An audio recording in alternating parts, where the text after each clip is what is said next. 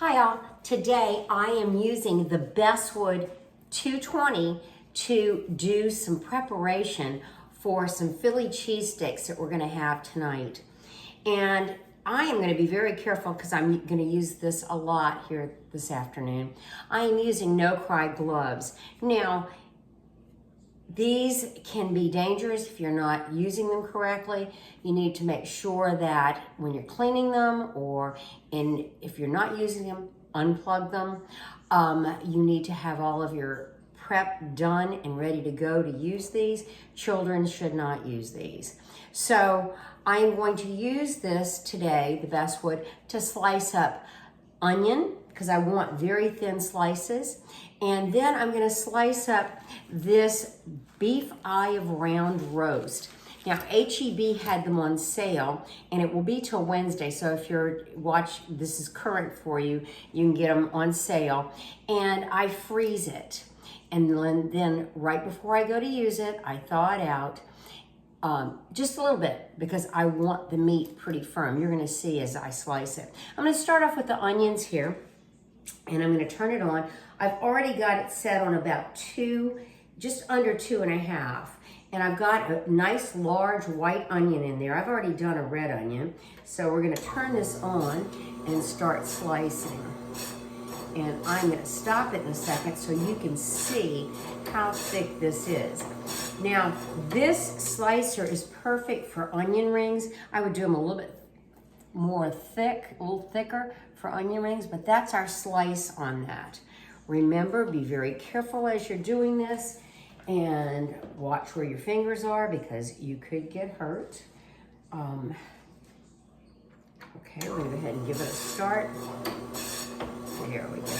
And see how fast it slices. I mean, I'll have this onion done in no time at all, less than 15, 20 seconds. So, there we go, and she's done. So we've got all of these. I'm gonna do about 2 full onions so you can see.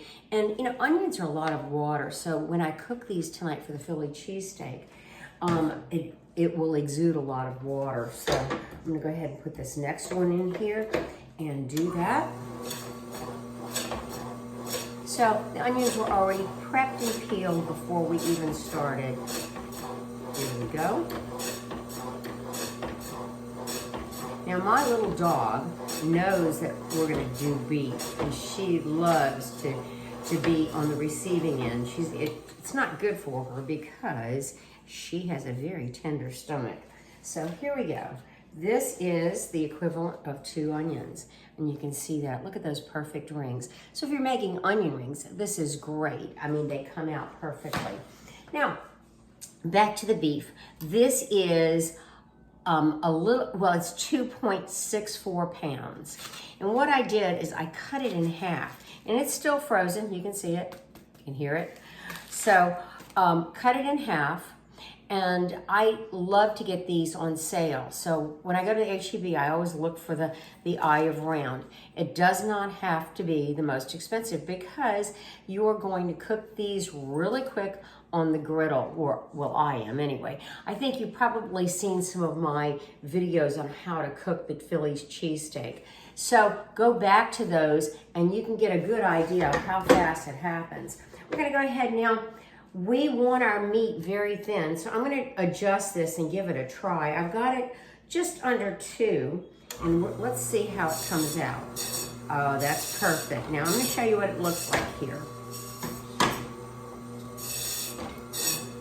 Okay, there we go. I'm gonna turn this off. And so it's still frozen, you can see it, and that's about the thickness that you want. You want it nice and thin. I also use this for my Chinese food, and I make some wicked Chinese food, some beef and asparagus, some beef and broccoli, unbelievable stir fry. And because the meat is so thin, it becomes really tender. So let's go ahead and do a little bit more so you can see the process on this. Let me turn this off and reset this meat in here. Remember, always turn it off before you adjust. And here we go.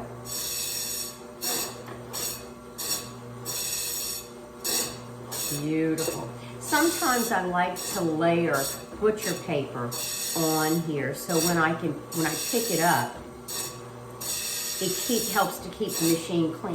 One of the hardest things about using this machine is that it is a little harder to clean. I'm gonna turn this off. It's a little bit harder to clean. So we're still frozen, but we're gonna go ahead and put that in here. Now, since there are only 2 of us tonight, and this roast is enough to make 4, I'm gonna save the meat for later on this week for some Chinese food. So we're gonna continue.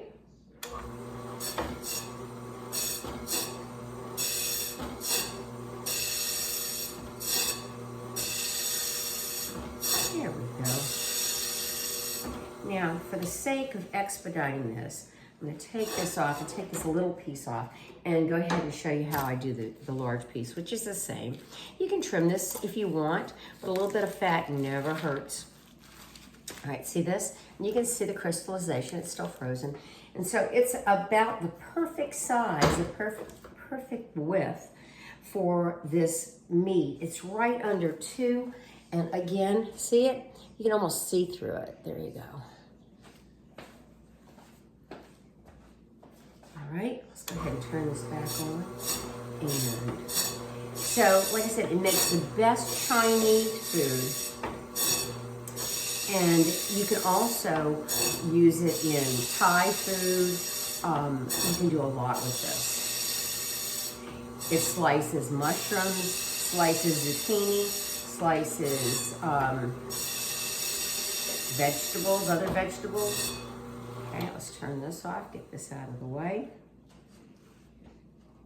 Remember, safety first, always turn it off before you adjust the meat on it. And let's continue on.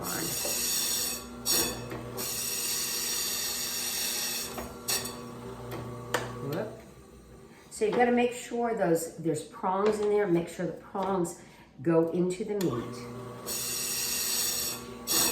So this is it, and I am going to go ahead and turn the video off and finish this up. It's only going to take me about 2 more minutes to get this all done.